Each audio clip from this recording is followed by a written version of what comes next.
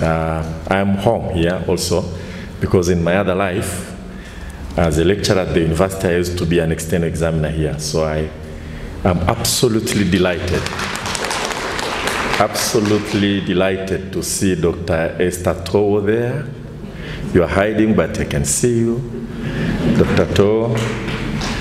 I don't know whether Dr. Mari is around here.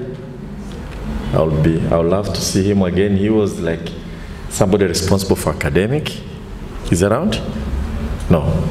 I understand Dr. Liheta has retired already, but I feel I'm home within the community which I've worked and enjoyed very much, and I'm really delighted to see quite improvement in the facilities that you have here. Congratulations, Vice Chancellor, and congratulations also Professor Bey for the work that you also contributed. The town of Moshi can credibly stake a claim as the birthplace of cooperative movement in Africa.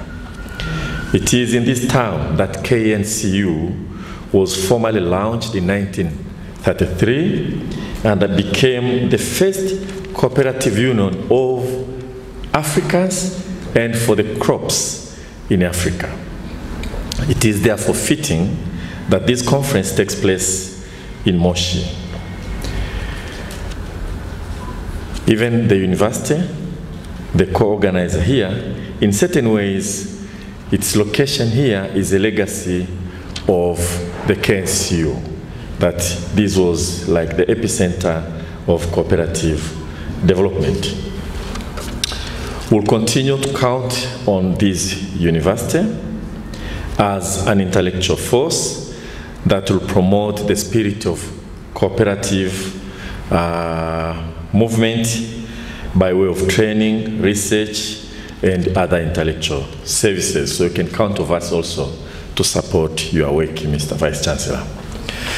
The theme of this conference is apt: cooperatives and industrialization, putting members first. I wish to outline the general relevance of this theme in connection to not only agriculture, but specific crop economy.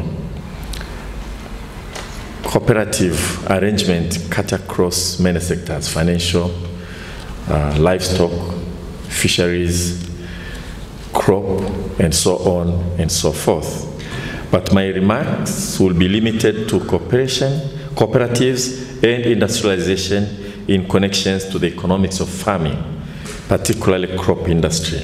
And I'm not just doing that because I am the Minister of Agriculture, basically almost the Minister of Crops, but also responsible for cooperative development in the country, but because crops industry employs the largest number of people in this country. So I'm going to limit my remarks in that area to try to connect the theme of this conference.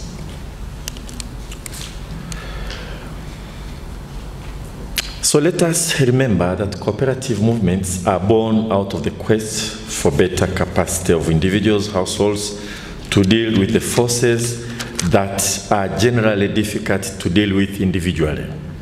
For example, it is difficult for a single small-scale farmers to harness fully the potential of the market. It is also impossible for a single small-scale farmers to fully bear the burden of all the overhead costs of production. It is therefore no surprise that individuals, small-scale farmers may want to come together through cooperative arrangements to seek common market solutions and share the overhead cost of their productive activities. But it is not just the economics of production that drive the quest for cooperatives.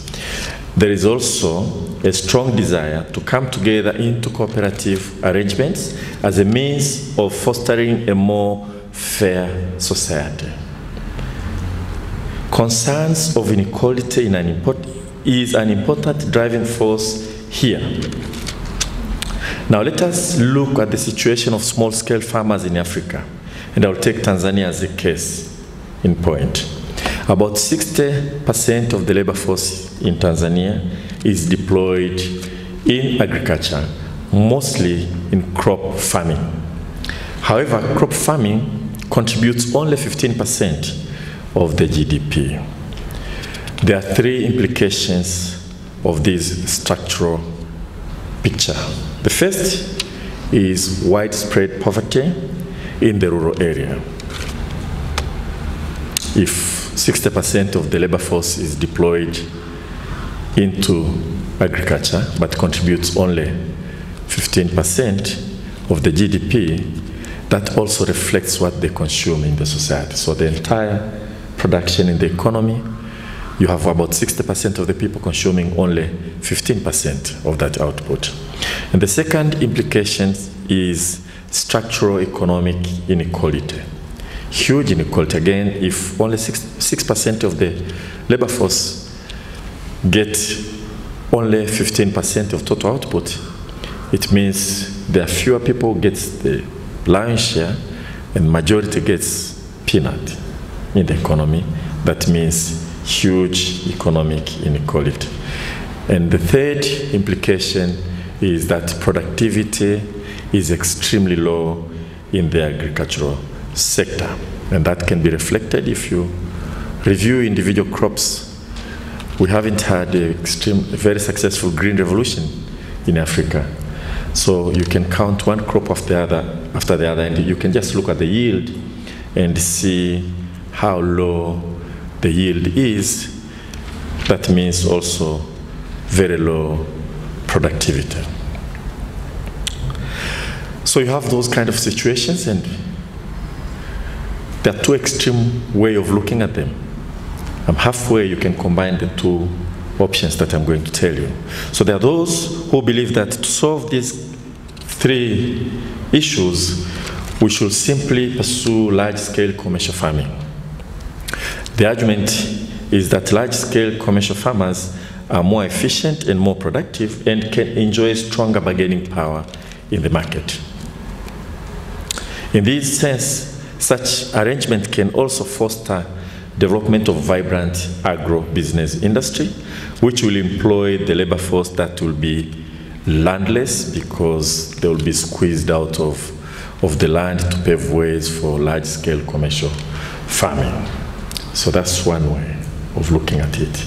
And there are those who make arguments. I was in a plane once coming back, and there was one of the members of the business community in Tanzania. They were saying, you are not going to change agriculture in Tanzania unless you find ways of just having huge tracts of land allocated to investors who will undertake commercial farming, will become more productive, and the rest of the people can be employed in those farms or can seek employment elsewhere. They will be landless through that arrangement. But that's an economic argument that you'll come across time and again. The other view is that we should encourage farmers to organize themselves into cooperative union so that through proper production arrangement, they can harness the scale economies, promote efficiency, and uplift productivity in a way to achieve the same things that you can achieve if we are to amalgamate all farms into large-scale farming, commercial farming.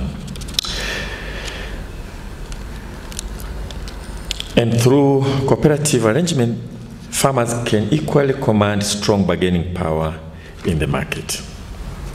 The question that remains to be answered is, how do you make such cooperative arrangements harness the full potential of the crop industry and at the same time bolster agro-processing industry? Now, the argument that if you have large-scale commercial farmers, they can improve efficiency, they will lift productivity, and also bolster development of agro-processing in the country.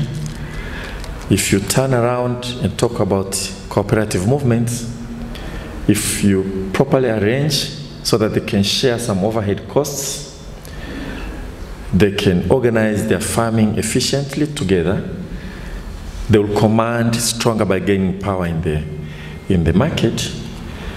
The question that remains is how to make them at the same time get involved in the as large segment as possible of the value chain of their farming, so that you can harness the same economic benefit that you will harness if you have large-scale commercial farming.